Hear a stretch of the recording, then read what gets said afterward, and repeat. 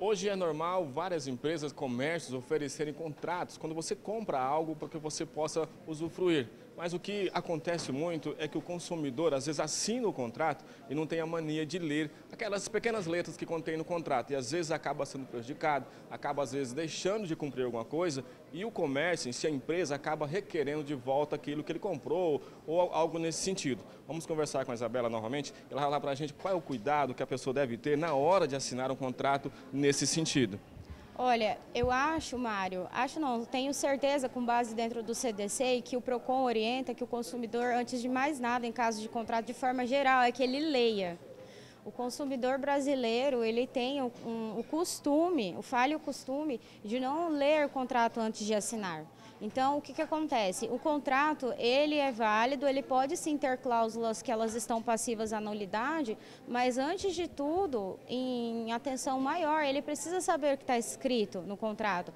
É um absurdo, por exemplo, a quantidade de reclamações que nós temos de um consumidor que chega aqui e fala que está sofrendo lesão em base de alguma prestação de serviço que ele adquiriu ou de algum produto que comprou e que teve que assinar contrato e que tem cláusulas abusivas. E aí, o que a gente pergunta primeiro no atendimento? O porquê que o senhor assinou o contrato se não concordava? Ah, eu sou analfabeto, eu não tenho como ler, eu não sei escrever, eu não sei ler. Como que ele vai assinar? Então, aí é onde a gente já se vê também sobre a empresa. Como a empresa faz uma contratação, aliás, oferece, né, a prestação de serviço mediante um contrato ou um produto para uma pessoa que não está apta para poder responder por si só. Então, são muitas questões a se analisar. O consumidor, ele tem todo o direito de ler o contrato com calma, entender o que está escrito lá de fato.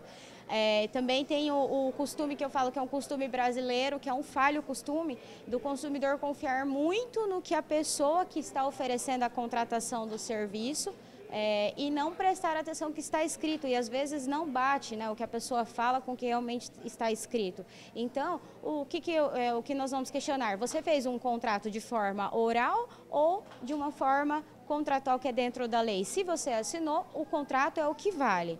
Então, consumidor, quando tiver alguma dúvida, procure primeiro ler o contrato com calma, se não tiver total certeza do que está mencionado no contrato ou se desconfiar de alguma coisa, pode vir ao PROCON se orientar antes, né? Mas não faça nada se não tiver certeza. Acontece muito de cláusulas onde deixam situações condicionadas e também taxas que todos os anos, por exemplo, o plano de saúde é um contrato que você tem que assinar. Todos os anos existem as alterações de ICMS ou também dependendo do serviço ou do médico que o paciente precisa ir, tem uma parte da coparticipação. O consumidor nunca se atenta a ler as porcentagens. E depois, quando chega a fatura no final do mês, vem um absurdo e não sabe o porquê, porque não leu o contrato.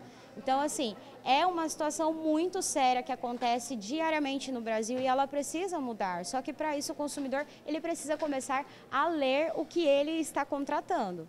O PROCON, ele serve com base de orientação e também após, se já aconteceu a lesão, ele pode vir aqui, nós podemos abrir um processo onde nós abrimos essa carta inicial solicitando informações à empresa com base no artigo 6º, inciso 3º do Código de Defesa do Consumidor, que é onde o consumidor ele tem direito a uma prestação de serviço clara e objetiva. Então, assim, nada impede após o consumidor abrir também onde nós solicitamos essas orientações. O contrato de fidelidade, ele vai muito do que foi combinado com a empresa e o consumidor. Se foi pactuado que seria 1 ano e dentro desse 1 ano a empresa ela presta o serviço ou ela vendeu o produto e ele funciona em perfeitas condições, não há o que se falar em questão de descumprimento. Realmente a multa vai ser devida se o consumidor ele quiser quebrar o contrato. Agora, se a prestação de serviço ou produto que ele contratou não funciona corretamente, de acordo com o artigo 35, o não cumprimento à oferta por parte da empresa, o consumidor ele tem o direito sim, lá são 3 hipóteses que falam, onde é o cumprimento forçado da obrigação, ou seja, para que a empresa passe a cumprir o contrato corretamente, a troca por outro serviço ou outro produto, ou a rescisão, onde o consumidor ele fala, eu não quero mais porque não está funcionando conforme eu combinei inicialmente. É um exemplo que vai fazer com que todos entendam de uma forma geral. Quando compra um plano pós-pago de telefone, onde é telefone fixo e vem outras coisas juntas, por exemplo, acesso à internet, canais de televisão dentro da própria operadora e também acesso a telefones celulares, que são acessos móveis.